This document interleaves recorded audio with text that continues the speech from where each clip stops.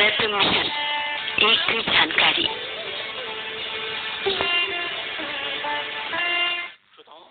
छोटे बच्चों का विकास कैसे हो, प्राथमिक स्तर पर उनकी शिक्षा दीक्षा अच्छी कैसे हो, इसको लेकर के सरकार सदैव चिंतित रहती है। इनके विकास के लिए एक निपुण भारत मिशन की स्थापना की गई। ये निपुण भारत मिशन क्या है, कैसे काम करता है, इस विषय पर बातचीत करने के लिए आज हमने अपने स्टूडियो में आमंत्रित किया है राज्य शिक्षक पुरस्कार से सम्मानित शिक्षक डॉक्टर अंबिकेश त्रिपाठी जी को। डॉक्टर साहब, आकाशवाणी के स्टूडियो में आकाशवाणी परिवार की तरफ से, हमारे सभी श्रोताओं की तरफ से आपका बहुत बहुत स्वागत है। डॉक्टर साहब, मैं आपसे पूछना चाहता हूँ कि ये जो निपुण भारत मिशन है, जिस अक्सर चर्चा में बना रहता है, ये निपुण भारत मिशन क्या है? हमारे देश में राष्ट्रीय शिक्षा नीति 2020 दिनांक 29 जुलाई 2020 को लागू हो गई है। राष्ट्रीय शिक्षा नीति इस बात पर जोर देती है कि हमारे बच्चे शुरुआती स्तर पर ही आधारभूत उनका भाषाई कौशल और गणितीय कौशल मजबूत हो। निपुण भारत मिशन की स्थापना तत्कालीन शिक्षा मंत्री श्री रमेश चंद्र पोखरियाल निशंक जी ने 5 जुलाई 2021 को की, जिसका उद्देश्य यही है कि हमारे शुरुआती स्तर पर 3 वर्ष से 9 वर्ष तक के बच्चे वो आधारभूत बुनियादी स्तर पर उनकी जो सीख है, जो आगे बढ़ सके सहज रूप से, उसको लागू करने की है। ये जो आपने कहा कि अभी ये 3 वर्ष से लेकर के 9 वर्ष तक के बच्चों के लिए ये मिशन काम करता है, क्या कुछ ऐसा लगता है कि किस उद्देश्यों को लेकर के आगे बढ़ता है? क्या कमी महसूस हुई कि इस निपुण भारत मिशन को लेकर के आगे आना पड़ा? हमारे यहाँ रिसर्च कराया गया और पता चला कि रिसर्च में ये बात सामने आई कि लगभग 6 वर्ष तक के बच्चे का 85% ब्रेन डेवलप हो जाता है। 6 वर्ष के बच्चे का? जी। और हमारे यहाँ कॉन्वेंट स्कूलों में लगातार LKG, प्ले ग्रुप, UKG में बच्चे इनरोल्ड होते रहे हैं। तो रिसर्च में ये लगा कि क्यों न हमारे गवर्नमेंट सरकारी विद्यालयों के बच्चे भी आंगनबाड़ी सेंटर्स में 3 वर्ष से 6 वर्ष तक खेल में गतिविधियों पर आधारित उनकी शिक्षा को बढ़ाया जाए, जिससे वो कक्षा 1 में आते आते शुरुआती स्तर की दक्षता हासिल कर लें और उसी क्रम में वो 9 वर्ष तक के अंत तक उनमें समझकर पढ़ना आ जाए। निपुण का अर्थ ही है कि national initiative for proficiency in reading with understanding and numeracy, यानी बेसिक गणना वो दैनिक जीवन की समस्याओं को हल कर पाए, छोटी गणनाएं कर सके, सरल गुणा कर पाए। इसी के साथ साथ भाषाई दक्षता का विकास हो, जिसमें राष्ट्रीय शिक्षा नीति ने इस बात पर जोर दिया कि बच्चों के घर में बोली जाने वाली भाषाओं का इस्तेमाल ही, घर में जो बच्चे माँ बाप के साथ, माता पिता के साथ जो भाषा बोलते हैं, उसी में हम उनकी शिक्षा को क्लासरूम में भी आगे बढ़ाएं। अच्छा, ये जो बात आपने कही अभी, तो ये क्यों ऐसा लगा जब निपुण भारत मिशन की जब कल्पना की गई, तो क्या कुछ इस तरह के शोध किए गए थे कि बच्चों में जो है वो उनका ब्रेन डेवलप नहीं हो पा रहा है, या जो गणना करने की स्थिति है, समझने की स्थिति है, वो नहीं बन पा रही थी, तभी तो ऐसी कल्पना की गई? इसमें हमारे देश में जब असर की रिपोर्ट हम लोगों ने देखी, annual status of educational report, उसमें ये बातें सामने आई कि हमारे देश में लगभग ग्रेड 1 के 42% बच्चे ऐसे हैं जो वर्णमाला का ज्ञान नहीं रखते हैं। लगभग 35% बच्चे ऐसे हैं जो 1 से 9 की संख्या तो जानते हैं, लेकिन वो पहचान कर उनको व्यक्त नहीं कर पाते।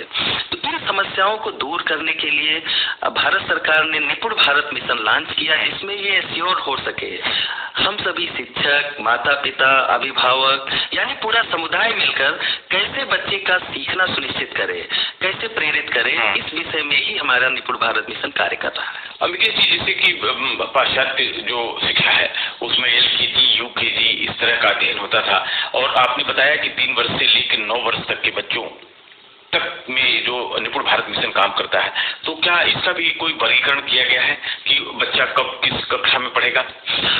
जी बिल्कुल, बहुत ही प्रासंगिक प्रश्न है। शुरुआत में हमारे यहाँ आंगनबाड़ी सेंटर्स ने न्यूट्रिशन पे बहुत अच्छा काम किया। लगातार अभी माननीय मुख्यमंत्री योगी आदित्यनाथ जी ने आंगनबाड़ी कार्यकर्ताओं को सम्मानित भी किया है। अब चूंकि राष्ट्रीय शिक्षा नीति गुणवत्तापूर्ण शिक्षा पर जोर देती है कि हर बच्चे का मानसिक, शारीरिक विकास के साथ साथ उनके संज्ञानात्मक विकास भी हो, तो उसी के तहत इस बात को रखा गया कि 3 वर्ष से 4 वर्ष तक बच्चा प्री स्कूल 1 यानी आंगनबाड़ी सेंटर्स में, 4 से 5 वर्ष में प्री स्कूल 2, ये 2 वर्ष बच्चों की मांसपेशियां चूंकि नाजुक होती हैं, तो इनको सिर्फ खेल में गतिविधि आधारित बिल्डिंग क्लास के द्वारा तमाम किट्स एनसीईआरटी दिल्ली प्रोवाइड कर रहा है, जिससे बच्चे खेल खेल में अपने ज्ञान को आगे बढ़ा सके, सीख सके और स्वयं से करने का अवसर उनको प्रदान किया जाए। तो समस्या समाधान बच्चे स्वयं से खोजें। एक तरह से एक्सपीरियंशियल लर्निंग की बात राष्ट्रीय शिक्षा नीति में की गई, जिसको निपुण भारत मिशन लागू करता है। 5 वर्ष से 6 वर्ष की अवस्था में बच्चे को बाल वाटिका में डाला गया, और बाल वाटिका में चूंकि 5 से 6 वर्ष के बच्चे की मांसपेशियां थोड़ी सी मजबूत हो जाती हैं, तो उनके लिए लक्ष्य निपुण भारत मिशन ने निर्धारित किए हैं कि उनको कम से कम भाषाई दक्षता कौशल में बच्चे छोटे छोटे वर्ण, 2 वर्ण मिलाकर एक शब्द बना पाए, 1 से 9 तक की संख्याओं को प्रॉपर लिखकर, समझकर, वस्तुओं के आधार पर कोरिलेट कर पाए। तो बाल वाटिका तक की क्लासेस आंगनबाड़ी सेंटर्स में चलेंगी, जो विद्यालयों से जुड़ी हुई हैं। और जैसे ही बच्चा 6 वर्ष की आयु पूरी करेगा, वो कक्षा 1 में एनरोल्ड होगा। तो 6 से 7 तक कक्षा 1 में, 7 वर्ष से 8 वर्ष कक्षा 2 में, और 8 वर्ष से 9 वर्ष, यानी जब वो कक्षा 3 के अंत तक निपुण भारत मिशन का जो उद्देश्य है कि हमारे सभी बच्चे समझ कर पढ़ सके, तो उसमें रीडिंग विद अंडरस्टैंडिंग का कांसेप्ट और बेसिक गणना यानी जोड़ घटाव और दैनिक जीवन में चीजों को, समस्याओं को सुलझाने की समझ डेवलप हो। अच्छा, जैसे आपने अभी कहा कि उस भाषा का प्रयोग होना चाहिए बच्चों में जो घर के अंदर प्रयोग होते हैं, तो क्या इसमें कुछ माता पिता की भी भूमिका है इन बच्चों के इस तरह के विकास में? राष्ट्रीय शिक्षा नीति इस बात पर काफी जोर देती है कि एक बच्चे के विकास में पूरे गांव का योगदान होता है। तो उनके माता पिता, वास्तव में माता का बड़ा रोल है एक बच्चे के विकास में, भले ही वो चाहे निरक्षर हो या साक्षर, वो अपने बच्चे को आगे बढ़ने के लिए हमेशा प्रेरित करती है। तो इसमें जोड़ा गया है कि निपुण भारत मिशन में लगातार हमारे शिक्षक अभिभावकों से संपर्क करें, उनके बच्चे ने क्या सीखा, वो सीखने के किस स्तर पर है, इसकी लगातार माता पिता भी इसकी जानकारी करें और इसको शिक्षकों से साझा करें कि कहां पर दक्षता में कमी रह गई, जिससे उसको उसी समय पूरा कर लिया जाए। त्रिपाठी जी, आप इस योजना से जुड़े हुए हैं, जब इसके कार्यान्वयन को लेकर आप आगे बढ़ते हैं बच्चों के साथ, तो निश्चित है कि आप कुछ लक्ष्य, कुछ उद्देश्य निर्धारित करते होंगे। क्या है वो, हमारे श्रोताओं से थोड़ा शेयर करें। बहुत ही अच्छा प्रश्न है। निपुण भारत मिशन ने अपने लक्ष्य निर्धारित कर रखे हैं। इन्होंने एक प्रशासनिक ढांचा भी डेवलप कर रखा है कि कैसे हम अपने इन लक्ष्यों को, जैसे बाल वाटिका में बच्चे के लिए भाषाई दक्षता कौशल के लक्ष्य हैं कि बच्चे अक्षर ज्ञान करते हुए 2 अक्षर को बिना मात्रा वाले अक्षरों के शब्द बना पाए, 1 से 9 तक के अंकों को पहचान सके। इसी तरह कक्षा 1 में आते आते बच्चे कम से कम 100 तक की गिनती सीख पाए और छोटी छोटी वाक्य संरचना कर पाए। इसी तरह जब वो कक्षा 2 से 3 में ट्रांसफर होंगे, तो कक्षा 3 में ये उम्मीद की गई है कि बच्चे कम से कम 9,999 तक के अंकों की पहचान कर सके, अंकों का वर्गीकरण कर पाए, और वो जो भी छोटे मोटे कॉन्टेक्स्ट हैं, जो संदर्भ है, उसको समझ कर पढ़ सके, तो और अपनी अभिव्यक्ति को भी व्यक्त कर पाए। ये बातें लक्ष्य में, निपुण भारत मिशन के लक्ष्य में दी गई है। और हमें ये विजन मिला हुआ है पूरे देश के स्कूली शिक्षा को कि कैसे हम 2026-27 तक अपने सभी बच्चों में ये भाषाई और गणितीय दक्षता को हासिल करा पाए। आपने अभी समुदाय की बात की थी, पूरे ग्रामीण परिवेश की बात की थी, ये गांव की बात की थी, पूरे गांव की, तो इसका क्या असर होगा पूरे समुदाय पर? वास्तव में शिक्षा की जो मूल उद्देश्य है कि हम इसको एक एक बच्चे तक ले जाएं, ये बिना समुदाय की सहभागिता के संभव नहीं है। समुदाय में हमारे ग्राम प्रधान, वहाँ की कम्युनिटी सब मिलकर जब प्रयास करेंगे और एक एक बच्चे को ट्रैक करेंगे, हो सकता है कोई दिव्यांग बच्चा हो जो विद्यालय ना आ सके, उसकी ट्रैकिंग शुरुआती वर्षों में ही 3 वर्ष में हो जाए। तो हर एक बच्चे को इंश्योर करना कि वो अपनी बुनियादी शिक्षा हासिल करे, जिससे वो अपना जीवन सार्थक ढंग से पूरा कर पाए। ये देखा गया है कि अगर शुरुआत में बच्चे बुनियादी शिक्षा हासिल नहीं कर पाए तो आगे नहीं बढ़ पाते, वो ड्रॉप आउट कर जाते हैं। तो जो हमारे ट्रांजिशन रेट है हमारे बच्चों का प्राइमरी से अपर प्राइमरी, अपर प्राइमरी से सेकेंडरी, वो बाधित हो जाता है। तो इसके लिए एक रोबस्ट सिस्टम बनाया गया है, सुदृढ़ व्यवस्था की गई है, जिसमें राष्ट्रीय मिशन, राज्य मिशन, जिला मिशन, ब्लॉक इकाई और स्कूल स्तर की इकाई भी हमारे ग्राम प्रतिनिधियों के माध्यम से संचालित होगी, जो ट्रैक करे कि कोई भी बच्चा बुनियादी शिक्षा से छूटे ना। क्या जो इसके हितधारक हैं उनकी कोई भूमिका हो सकती है इस मिशन को सफल बनाने में? बिल्कुल, हर हितधारक की एक अहम भूमिका है इसमें।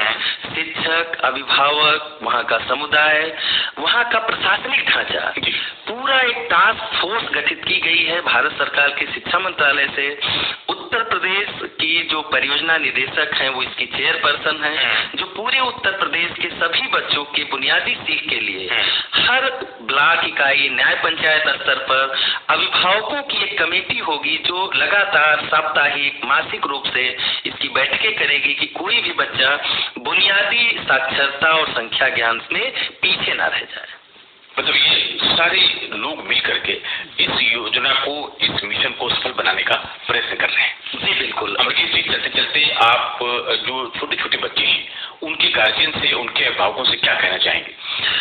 बस हम अभिभावकों और अपने बच्चों से यही कहना चाहेंगे कि अभिभावक भी भले ही वो पढ़े लिखे ना हो, उतना उन्होंने ना सीखा हो, लेकिन अपने बच्चे को प्रेरित करें। वो जरूर अपने बच्चे के कार्य को देखें, स्कूल में जो भी कार्य मिलता है वो जरूर उससे पूछें और शिक्षकों से इस पर चर्चा अवश्य करें कि वास्तव में हमारे बच्चे सीखने के किस स्तर पर हैं। और इसी से जब ये कड़ी मिलेगी, जब शिक्षक और अभिभावक मिलकर काम करेंगे, तभी हमारे सभी बच्चे इंश्योर कर पाएंगे कि वो उन्होंने बुनियादी दक्षता हासिल कर ली है। अम्बिकेश जी, हमारे जो बच्चे हैं छोटे छोटे, उनको निपुण बनाने के लिए निपुण भारत मिशन किस तरह से काम कर रहा है, इस विषय पर जो आपने जानकारी हमारे श्रोताओं को दी, इसके लिए आकाशवाणी परिवार की तरफ से आपका बहुत बहुत धन्यवाद। बहुत बहुत धन्यवाद। निपुण भारत की एक लाइन बहुत फेमस है, निपुण भारत का एक ही सपना, सब बच्चे समझें भाषा और गणना।